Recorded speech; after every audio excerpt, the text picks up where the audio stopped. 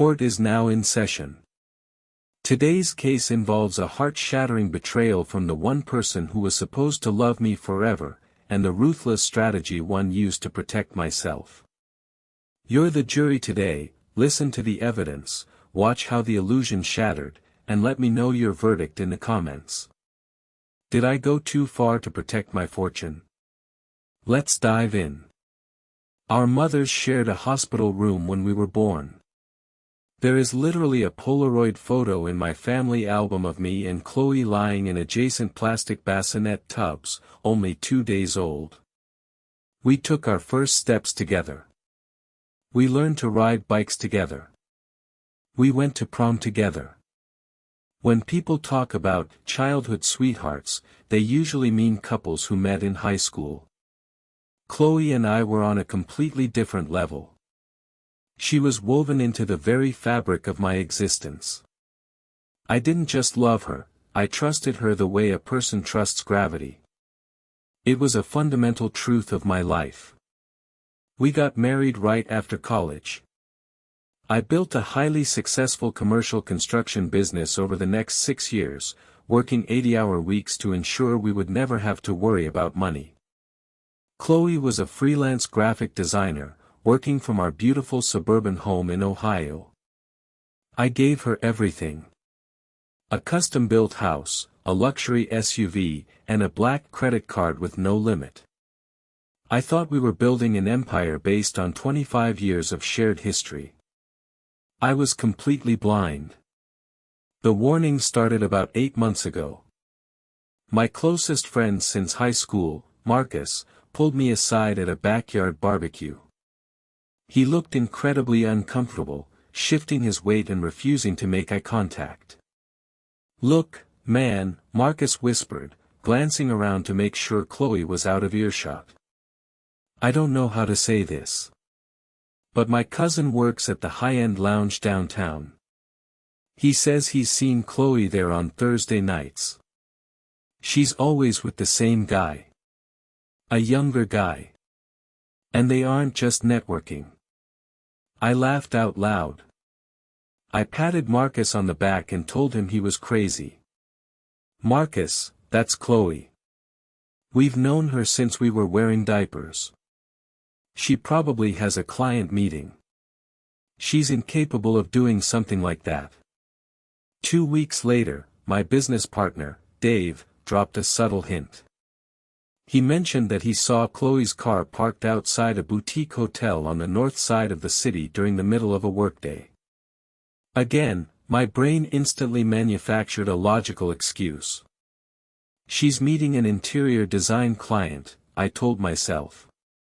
She's picking up a template. I blocked out the doubts. I chose the comfort of the illusion over the terrifying possibility of the truth. When you love someone that deeply for that long, your brain will actively hallucinate stability to protect your heart from shattering. I completely ignored the changing patterns. I ignored the fact that she had put a new passcode on her phone. I ignored the way she suddenly started going to the gym at 9 p.m. I ignored the cold distance that had crept into our bedroom. I assumed she was just stressed or going through a phase. Then came the day the illusion was forcefully ripped away, snapping me back to reality with a violence I will never forget. I was supposed to be in Chicago for a 3-day concrete contractor convention. But on the second morning, the keynote speaker fell ill, the afternoon panels were cancelled, and the weather forecast warned of a massive blizzard heading toward the Midwest. I decided to skip the evening networking dinner and drive 5 hours back home to surprise my wife. I thought it would be a romantic gesture. I even bought a bouquet of her favorite yellow roses at a rest stop. I pulled into our driveway at 4 p.m. The house was quiet, but Chloe's SUV was parked outside. I walked up the porch steps, feeling a sense of warmth. I unlocked the front door quietly, slipping off my boots. The house smelled like her expensive lavender candles. Then, I heard it. A laugh. It wasn't a normal laugh. It was a high-pitched, giggling sound coming from the upstairs master bedroom. And then, a man's voice. A deep, unfamiliar baritone voice that definitely did not belong to anyone I knew. My hands began to shake so violently that the stems of the yellow roses snapped in my grip. I walked up the hardwood stairs, every single step feeling like I was carrying lead weights. The bedroom door was cracked open about 2 inches. I looked through the gap. There she was. My childhood sweetheart. The girl who had held my hand when my grandmother died. The woman I had promised to love in sickness and in health. She was in our bed with a personal trainer from her gym, a guy named Julian who was 10 years younger than me. They were laughing about a text I had sent her an hour earlier, telling her that my drive home was going to be delayed by the snow traffic. "He's so oblivious," Chloe giggled, running her fingers through the guy's hair. "He just works and works. He thinks money can buy my attention." I didn't storm in. I didn't scream. I didn't throw the broken roses. In that exact second, something in my brain snapped completely flat. The warmth, the nostalgia, the 26 years of shared history, it all evaporated into a cold, diamond-hard vacuum. The man who walked up those stairs was a loving husband. The man who stood at that door was a calculator. I pulled out my phone, set it to silent, and held the camera lens up to the 2-inch crack in the door. I recorded 45 seconds of crystal clear, high-definition evidence. Once I had the files securely uploaded to my private cloud server, I quietly walked back down the stairs, slipped my boots back on, and let the front door slam shut loudly. "Chloe! I'm home early." I yelled up the stairs, my voice completely steady. The panic from upstairs was immediate. Thumping sounds, frantic whispering, and the rustle of sheets. A minute later, Chloe ran down the stairs wrapped in a silk robe, her hair a mess, her cheeks flushed. "Baby! You're early," she stammered, looking toward the living room window to see if anyone else was outside. "I thought you were stuck in the storm."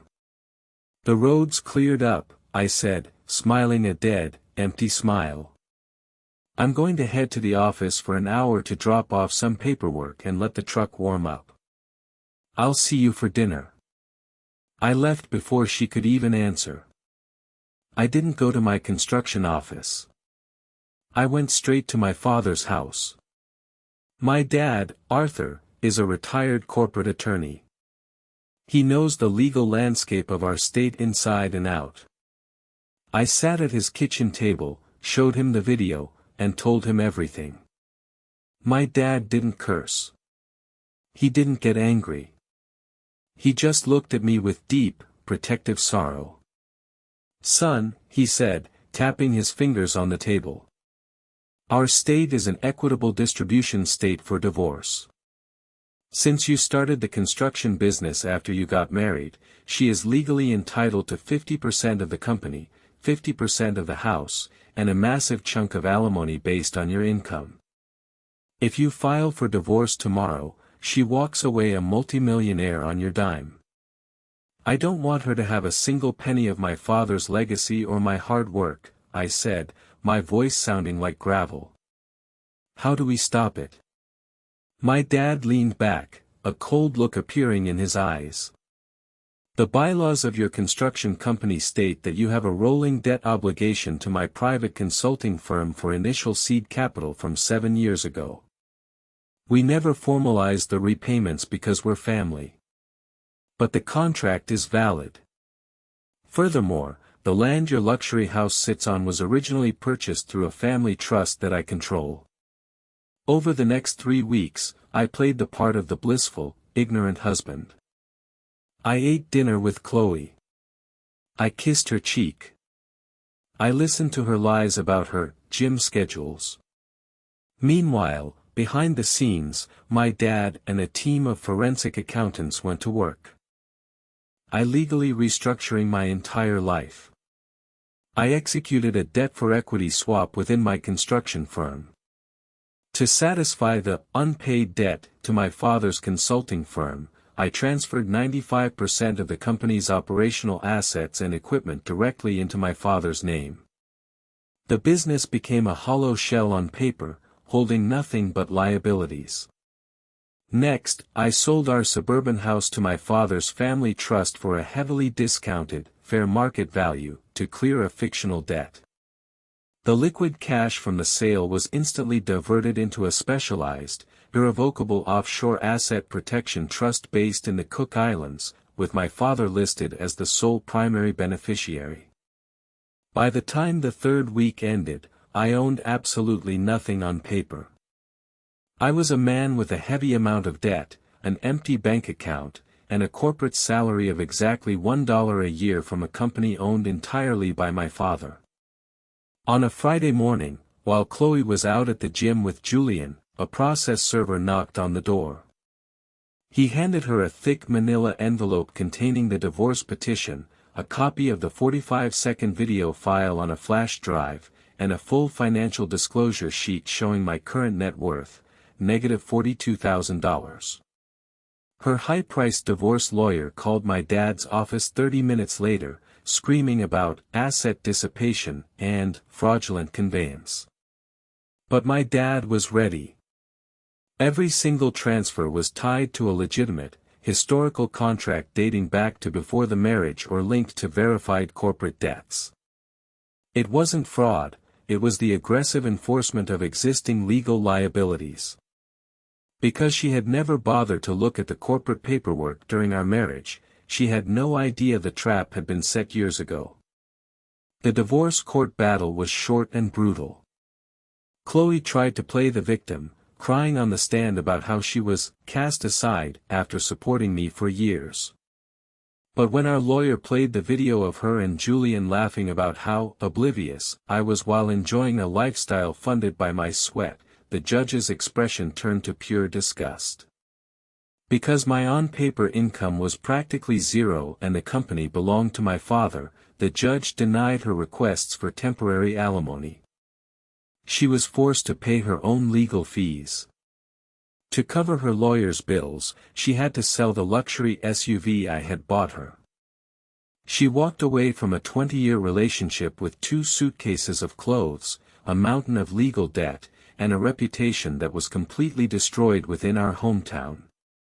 Her family, who had known me since I was an infant, refused to look her in the eye. I still live in the same house. I lease it from my father's trust for $1 a month.